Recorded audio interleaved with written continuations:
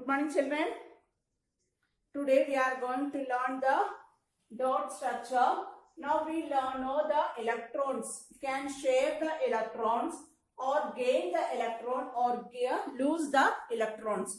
So electrovalent bond. We already learned in the metals and non-metals the chemical bonding, covalent bond and ionic bond. So here electrovalent compound or covalent bond. We are in this chapter we are giving more importance to the covalent bond. Here the electrovalent bond means what? The formed by gain or loss of electrons. Let's see what is the difference between covalent bond and electrovalent bond according to their properties. So bonding, when coming to the bonding, the covalent bond characterized by sharing the electrons between the atoms.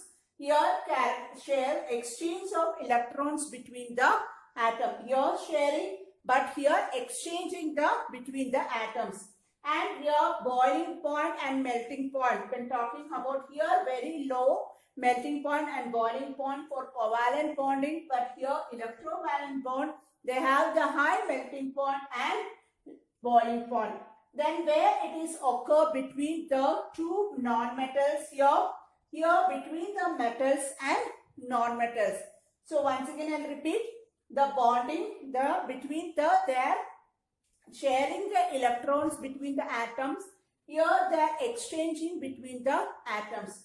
Next melting point, low melting point and the high melting point and boiling point occur here between the two metals and here occur between the metals and non-metals.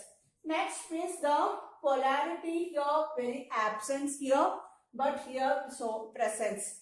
And conduction of electricity. With conduction of electricity, the covalent bond is very bad, very pure in conducting the electricity, but here electrovalent bond is very good in the conducting electricity. Next we can know how the dot structure we can keep here. Let's see the hydrogen atom. Hydrogen atom. So atomic number is electron configuration. Here hydrogen atom has 1 atomic number. So here only 1 is there in the K shell. So they have to be stable. So outermost shell, here K shell, how many electrons are there? 2 electrons should be there. So here they are making the bonding with them. Here they are sharing the 2 hydrogen atom here, then become the hydrogen molecule here. So here single bond, instead of 2 single line, you can put 2 dots, the dot structure. So H is formed there, 2 dot will indicate the single bond, okay. Here, when going to the oxygen, what is the atomic number of oxygen? 8. So, electronic configuration, you are writing K shell 2 and next 6. Only 6 is coming. So, 8 is not there. So, we want to still 2 more we need to that. So, here oxygen 2 I put in the inside the shell next to 6. So, we want to make it electronic configuration should be stable. Noble electronic configuration stable should come. Outermost shell should be 8 electrons here. So only 6 are there. They want to bond with or share with any other. So 2 oxygen atoms will combine and make the 2 pair. Here 2 pair of that it become oxygen molecule. So if you are denoting here like this double line. Instead of double line, the dot structure will come 4 dots here. Oxygen is combined. If you are going to nitrogen, nitrogen is combined with the 3 pair. 1, 2, 3, 4, 5, 6. There are 3 pairs. So we want to do it here triple line. So instead of triple line, it will come 6 dots there. So the dot structure for single line 2 dots, here for double 4 and triple 6. So same like that the dot structure is coming. So I'll go to the what we learned in this chapter. Just I will go what we learned in this. Carbon is a versatile element that forms the basis of all living organisms and many of the things we use. So carbon is very important element in our daily life.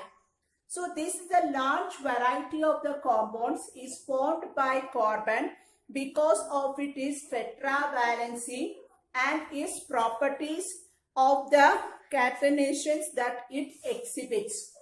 So covalent bonds are formed by the sharing of electrons between the two atoms so that both can achieve a completely filled outermost shell. To become a noble gas configuration, the outermost shell should be 8 electrons, whether they can gain electrons or lose electrons.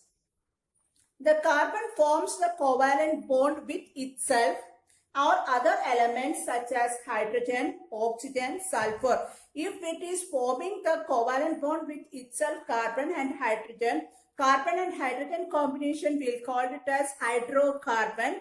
If it is coming to the homologous series, if it is the sulfur, chlorine or other, means it come under the functional group.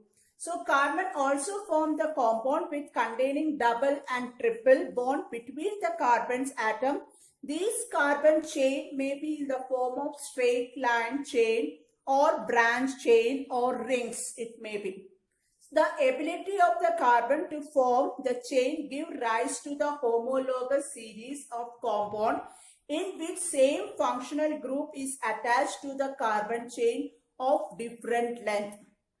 So functional groups such as, what are the functional group? Alcohols, aldehydes, ketones, carboxylic group and besto characteristics. Okay, so ability of the carbon to form the chain give rise to the homologous series of compound in which the same functional groups to attach to the carbon chain are different length. So the functional groups such as alcohols, aldehydes, ketones or carboxylic acid or characteristic properties of each carbon and compound that contain them. So carbon and its compounds are some of our major sources of our fuels also. You already learned methane and is used in the LPG gas, CNG, everything. So ethanol and ethanoic acid are carbon compounds of importance in our daily lives. And action of soap and detergent is based on the presence of the both hydrophobic and hydrophilic groups in the molecules, and that helps to the emulsify the oily dirt and hence its removal. So now this I'll learn, and once again I'll give to the recap of the homologous series of that and the functional group. So first what we learned about the what are the, if it is number 1, 2, 3 according to the carbon atoms, number of atoms and name and formula. If it is 1 means meth, if it is 2 means eth, and 4 means but, and 5 pent, x, peta, oct, and non and deca. We can use it as the number if we want according to the number of carbons. And we want to see the whether it is single bond or double bond or triple bond when you are naming for the hydrocarbons. Alkane, alkane, alkane, alkene, alkyne. So these are the IUPAC name we want to give in like that. First we want to see in the naming of the hydrocarbon. First we want to see the number of atoms present and number of, then whether it is single bond or double bond or triple bond, we want to check number of atoms present and whether it is single bond, how many carbon atoms are present and whether it is single bond or triple bond or double bond. When we are coming to the homologous alkanes, also according to that only we have the one general formula for each. What is the general formula for a CH? For alkynes, for alkanes, CnH2n plus 2, CnH 2n plus 2. If it is 2 is the minus, so when come to the alkenes, CnH2n. If again my 2 will be alkynes, CnH 2n minus 2 will come. These are the three general formulas of the three families. If it coming to the functional group, how will you name the functional group? Same thing, first rule is same for that also.